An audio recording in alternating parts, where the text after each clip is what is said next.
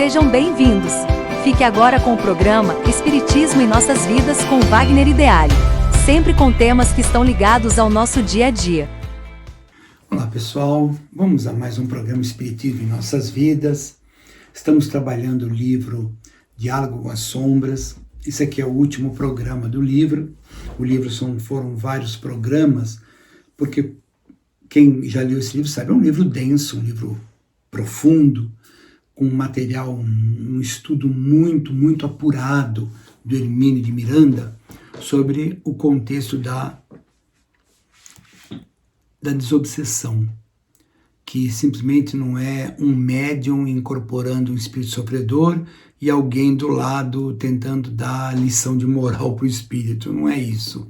É um trabalho de caridade muito grande por parte do médium que está dando oportunidade para o espírito se manifestar e do doutrinador procurando com muito carinho, com muito amor, com muita dedicação, ajudá-lo.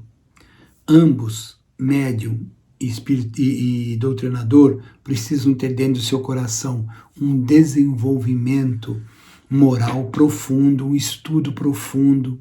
A equipe tem que estar muito bem organizada, coesa. O estudo do Evangelho tem que ser uma frequência nesses trabalhos.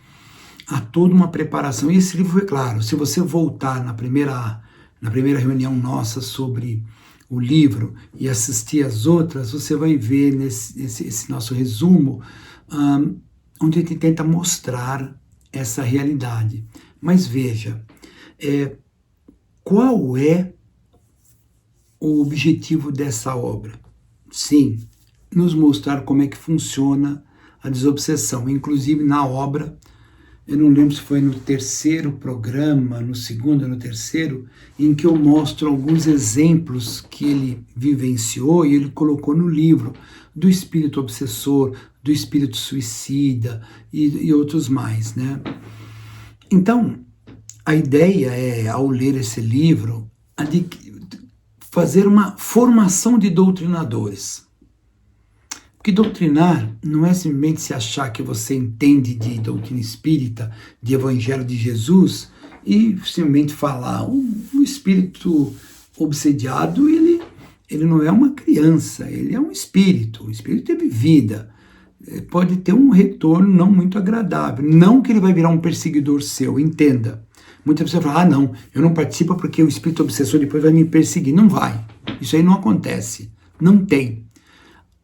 O problema dele é aquela pessoa que ele está obsediando, porque aquela pessoa que ele está obsediando prejudicou ele em outra vida. É a lei de causa e efeito. Tem nada de castigo de Deus. O povo que gosta de castigo de Deus, pecado, essas coisas não existem. O Espiritismo não aceita isso. Se você estudar o Espiritismo em sua profundidade, isso não existe. O que existe são atitudes positivas, atitudes negativas, atitudes que constroem, atitudes que nos prejudicam e vamos ter que corrigir. Então, inspiração moral para o médium. Sim, se eu não estou fazendo as mudanças necessárias dentro do meu coração, estudando, aprendendo, refletindo, fazendo essas meditações diárias, na hora da prece, de manhã cedo, de noite, o horário que você queira fazer sua prece, não vai haver uma conexão legal com o Espírito. Então essa comunicação fica falha, fica superficial. E uma comunicação profunda exige médiuns de profundo estudo, profunda renovação. E ele vai falar nesse livro também os modelos de como tem que ser feita essa reunião. Porque ele é o dono da verdade? Não. Ele está falando da forma que ele usou e funcionou muito bem. Pode ser que você ao ler o livro fale, poxa, essa fórmula dele aqui é legal, mas vamos mudar, vamos pôr isso aqui para cá, isso aqui para lá, e fazer uma mudançazinha. Perfeito. Adequar as suas realidades. Então o que acontece? Nesse processo de doutrinação, nós não falamos nos outros programas, agora que nós estamos no último programa do livro, próximo programa nós vamos adentrar num outro livro, é sigilo e respeito ao sofrimento do espírito. Isso é muito importante. Por exemplo, você é um psicólogo. Você não vai, depois que fez o trabalho de tratamento, você não vai sair pela rua contando para todos os seus amigos, eu tenho uma pessoa que foi lá e acontece. Você não vai fazer isso, isso é antiético. E com o espírito também é antiético. Ele tem uma vida. Então, tudo que foi tratado ali é sigilo total. Ele poderá abrir com você uma série de coisas que não é para você ficar divulgando, nem na própria reunião, porque às vezes é um paciente que tem uma mesa comprida, vários médiuns, e lá na ponta tem um doutrinador conversando com o espírito está falando baixinho, e fala uma série de coisas. Terminou, morreu a história. Faça-se uma prece, esse espírito volta para a espiritualidade lá para o lugar onde ele veio, e você fica quietinho, não vai passar isso para ninguém. Proibição de exposição pública, não faça isso. Isso é um trabalho profundo, sério e que precisa ser respeitado. Então, nada de exposição pública. Eu sou contra certas casas espíritas, é o meu ponto de vista. Eu falei na primeira reunião, no primeiro programa desta obra. Vem uma pessoa perturbada, senta numa cadeira e aí os médiuns, a gente usa popularmente, puxa o espírito e vai doutrinar com a pessoa na sala. Eu sou contra isso. Eu acho que a pessoa senta, toma o passe, eles seguram assim, o espírito ali, se sintoniza com o espírito e manda a pessoa sair da sala. Ela vai embora para casa. E ali vai ficar tendo tratado o espírito. Ela não tem que ficar participando, não tem que ter essa exposição pública do espírito obsessor. Alguns lugares que eu já fui fazem essa exposição pública. Eu, particularmente, não acho que não é legal. Porque ele é um ser igual a você, a diferença só é que não tem corpo, mas ele continua tendo sentimentos, ele é um ser como um dia nós também seremos. Um dia todos nós vamos desencarnar e vamos para a espiritualidade. Dá um frio na espinha, né? Mas não tem o que fazer, é a realidade. E tudo que você tem vai ficar tudo aqui. E tudo que você vai levar com você. Depois que desencarnar, depois de um tempo, aquela casa vai ser vendida, aquele carro vai ser vendido, tudo que você tinha vai desaparecer. O que fica é o que você é. É tudo aquilo que você tem dentro do seu coração. Isso vai permanecer para sempre. Nós não temos nenhuma autoridade sobre ninguém. É muita pretensão de algumas pessoas, principalmente no espiritismo, em outras religiões, tem os pretensos missionários. Meu Deus do céu. Falta muita humildade nessa pessoa. Eu falei no outro programa e repito. Uma vez uma senhora, presidente de uma casa espírita, falou para mim, Wagner, nós somos tarefeiros de Jesus. Missão quem tem são espíritos muito nobres.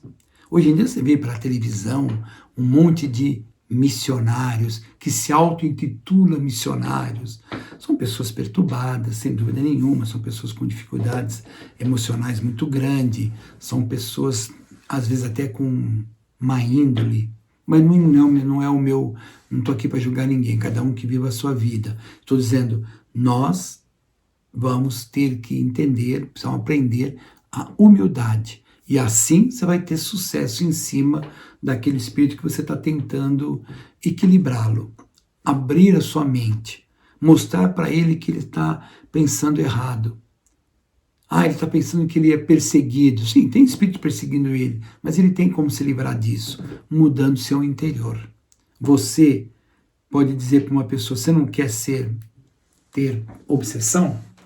Nunca esqueço, o senhor Alberto dizia para mim, quando eu era bem jovem, estava no começo da minha vida no espiritismo, tinha, 17, 18 anos, ele falava para mim, Wagner, se você manter o seu pensamento elevado um tiquinho assim, acima de todas as pessoas, nenhuma obsessão pega você. Eu nunca esqueço disso. Eu fico perguntando como é difícil ficar um tiquinho acima das pessoas em termos de pensamento, em termos de atitudes, em termos de palavras. Quantas vezes me dá uma tristeza tão grande no meu peito que eu estou num ambiente social, profissional, não importa, acadêmico, porque eu sou professor, trabalho em universidade, e aí depois você fala uma coisa na hora porque você estava irritadinho, porque você estava, sabe, com orgulho ferido, e daqui a pouco você para e fala, puxa, por que eu falei aquilo? Ou por que eu agi daquele jeito? Por que eu estou pensando tanta besteira? Meu Deus, por que isso? Cai na real. Então, é hora que você tem consciência que somos espíritos em evolução, espíritos em aprendizado. Somos importantes para Deus, todos, os bilhões de pessoas encarnadas, os vários bilhões que estão desencarnados, os espíritos que estão no universo todo. Deus não é, como muitos pensam, né? Um velhinho de barba branca num trono de ouro de branco, assim, né? Ele fica de branco, barba branca e cajado aqui do lado. Você vai ver nas piadas em redes sociais, porque é o que as pessoas pensam, Deus como um ser antropomórfico, quando ele é muito, muito, muito mais do que isso. Você pode enxergar assim um mentor, um espírito de luz que cuida de um grupo, então ele tem de repente uma forma de se manifestar, mas não Deus. Como é que está escrito lá no Livro dos Espíritos? Primeira pergunta do Livro dos Espíritos, o que é Deus? Causa primária de todas as coisas, inteligência suprema de todo o universo. E qual o tamanho do universo? Nós não temos como avaliar. Só a nossa Via Láctea, ela tem bilhões de corpos celestes. E o universo que nós conhecemos tem milhões de galáxias já cadastradas, muitas cadastradas. Então, essa multiplicação de galáxias por corpos celestes nas galáxias dá um número que foge à nossa compreensão. Em todos esses lugares está Deus. Então, eu oro aos mentores para me ajudar, eu oro a Jesus, eu agradeço a Deus. É uma forma que eu tenho de me comunicar, nós temos de nos comunicar, porque nós temos heranças católicas, protestantes, aquelas heranças de temente a Deus, aquela coisa toda, que a gente respeita. Mas hoje a nossa atitude tem que ser mais profunda, de agradecimento, de entendimento que por trás de tudo, você vê o planeta hoje, está terrível. Você vê as guerras, as coisas que estão acontecendo assim, horríveis. Como é que um ser humano em pleno século XXI está fazendo essas coisas? Pois é, mas Deus está atento. Imagina as pessoas de determinados contextos políticos ou materialistas.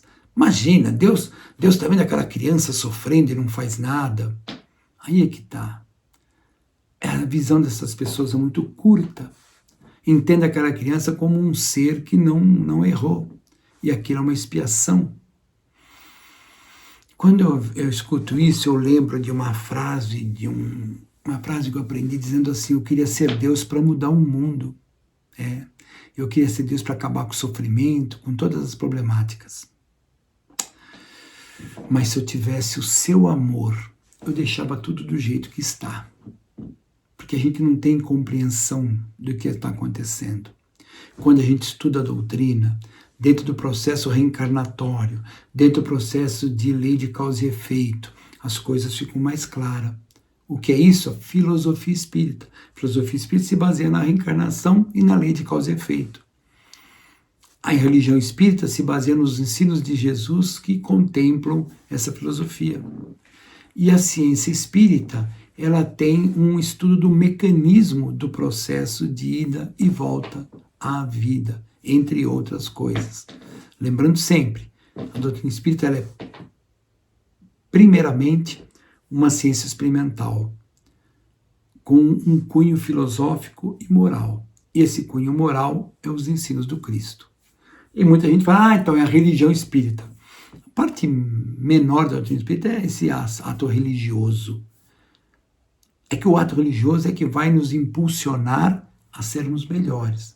Mas se a gente estudar a filosofia espírita com profundidade, por exemplo, você pegar o livro O Problema do Ser, do Destino e da Dor, de Leon Denis, que nós já gravamos um programa assim, desse livro, nós vamos perceber a filosofia espírita em toda a sua potencialidade.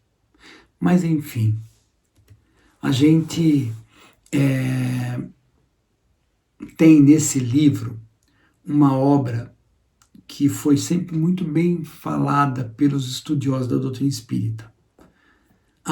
Eu vi na internet, até comentei num outro programa, eu vi na internet pessoas dizendo que Hermílio Miranda está superado. Meu Deus, eu já vi espírita dizendo que Kardec está superado. Se nós não conseguimos entender ainda as mensagens que os espíritos deixaram no Evangelho, no céu e inferno, na Gênese, nas obras póstumas, no livro dos Espíritos, nos livros dos médiuns, a gente ainda não entendeu essa mensagem como deveríamos. Como que está superado? Há uma tentativa, de se misturar as coisas.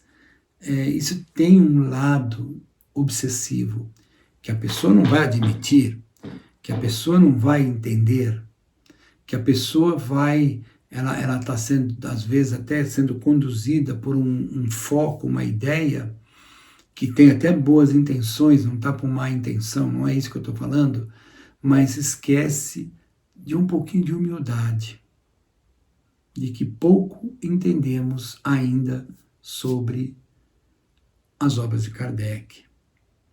Então, nós precisamos transformar esse livro, por exemplo, em base para os grupos de estudo. É muito fantástico. Leitura para iniciantes e veteranos da doutrina espírita. E lembrando sempre que o problema da obsessão espiritual ela continua presente, não é uma coisa do passado. Hoje, o que mais tem no planeta Terra são pessoas obsediadas. A quantidade de pessoas obsediadas é muito grande, com obsessão simples, fascinação e subjugação. Subjugação é o que a Igreja Católica chama de possessão, né? A saúde mental é o grande desafio. A pessoa está com a sua saúde mental desequilibrada, então ela dá chance, porque existem dois tipos de obsessão. Aquela que eu atraio o espírito obsessor, eu com o meu comportamento faço essa atração, e aí eu sou obsediado, e aquela que é uma herança de outras vidas, que na outra encarnação eu pisei no tomate, desculpe eu usar essa expressão popular, e agora eu vou ser cobrado. E aí, como é que eu venço isso? Você vence isso com amor. Sim. Ore para o obsessor. Estude, leia, ame, trabalhe no bem. Esse espírito obsessor, de duas uma, ou ele vai se converter no bem e passa a ser um ajudante seu, ou ele vai embora, porque não vai ter energia vibracional para manter com você. Mas se a gente fica nesse comportamento depressivo, derrubado, de ódio, de rancor, de reclamar de tudo, a gente vai continuar tendo o obsessor e vai cada vez ficando pior. Então é uma obra que promove a humanização na prática. É muito lindo. Então vamos lá. Então nós temos um manual que é um guia prático e moral de mediunidade, inspira empatia, fé e caridade. Eu estou lendo aqui um texto que a gente fez, resumindo, para ficar fácil, e chamado ao trabalho consciente no bem. Vamos trabalhar para a doutrina. A doutrina está precisando de trabalhadores. E a doutrina espírita, doutrina espírita, doutrina dos espíritos. Então, nas casas espíritas precisa ter trabalho espiritual. Sim, o passe, o trabalho social, os cursos, tudo isso é maravilhoso. Principalmente os passes, é muito importante o tratamento. Mas não podemos deixar a comunicação com o mundo espiritual. Por mais deficitário que estejam os médiuns, vamos manter essa prática, principalmente no trabalho de desobsessão. Vamos refletir nisso, vamos pensar nisso, repensar essas ideias, é muito importante. E assim eu encerro o livro Diálogos com as Sombras, de Hermílio de Miranda, e na próximo encontro nosso vamos já para um outro livro. Eu agradeço profundamente o carinho de todos, muito obrigado, e até o próximo programa, o Espiritismo em Nossas Vidas. Fiquemos todos na paz do Divino Mestre.